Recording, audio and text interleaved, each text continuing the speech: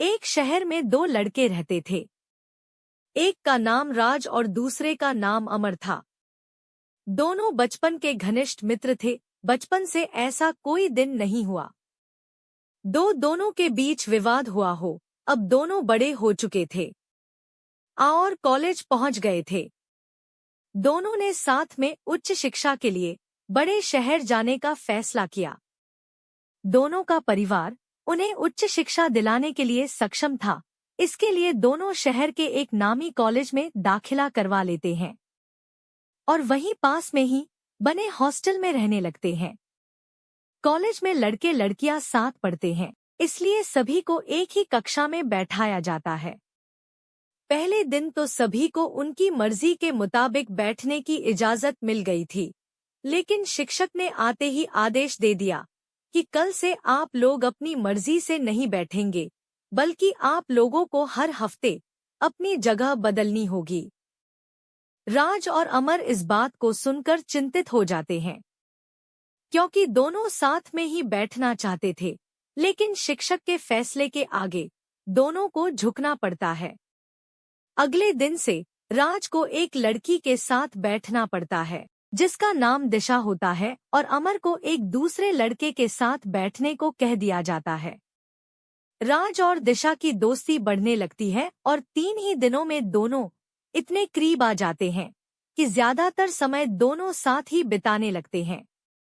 अमर अपने दोस्तों को बदला हुआ देख दुखी हो जाता है, लेकिन वह दोस्त की खुशी के आगे अपने दिल का दर्द छुपा लेता है और राज से कुछ नहीं कहता। एक हफ्ते गुजरते ही राज और दिशा को अलग अलग बैठना पड़ता है। इस बात से राज को बुरा लगता है। वह अमर से यह बात कहता है। अमर को समझ में आ जाता है कि उसका दोस्त दिशा को चाहने लगा है। अमर राज से कहता है, तू चिंता मत कर, दिशा अगली बार तेरे पास ही बैठेगी। एक दिन अमर दिशा को किसी लड़के के साथ एक पार्क में प्रेमी प्रेमिका की तरह बैठे हुए देख लेता है। वह चिंता में पड़ जाता है, क्योंकि उसके दोस्त राज को भी दिशा से प्यार है। तो क्या दिशा राज को धोखा दे रही है, या राज की गलतफहमी है कि दिशा उससे प्यार करती है? हॉस्टल पहुंचते ही अमर राज से दिशा के बारे में सब कुछ कह देता है। अमर की बात सुनते ही राज नाराज हो जाता है। वह चिल्लाते हुए अमर से कहता है, तुम्हारी हिम्मत कैसे हुई दिशा के बारे में इतनी घटिया बात सोचने की? वह मेरे अलावा किसी से प्यार नहीं कर सकती। राज को इतना गुस्सा आता है कि वह अमर के कमरे से अपना सामान लेकर दूसरे कमरे में चला जाता है। अपने नाराज दोस्त को देखकर अमर उसे रोकने के लिए पीछे भागता है, लेकिन अब दोनों दोस्तों के रास्ते अलग हो चुके थे। अमर मन ही मन बहुत पछता रहा था कि क्यों मैंने दिशा की बात अपने दोस्त से कही। कक्षा में दोनों एक दूसरे से अलग रहने लगे। राज के दिमाग में अब केवल दिशा ही घूम रही थी।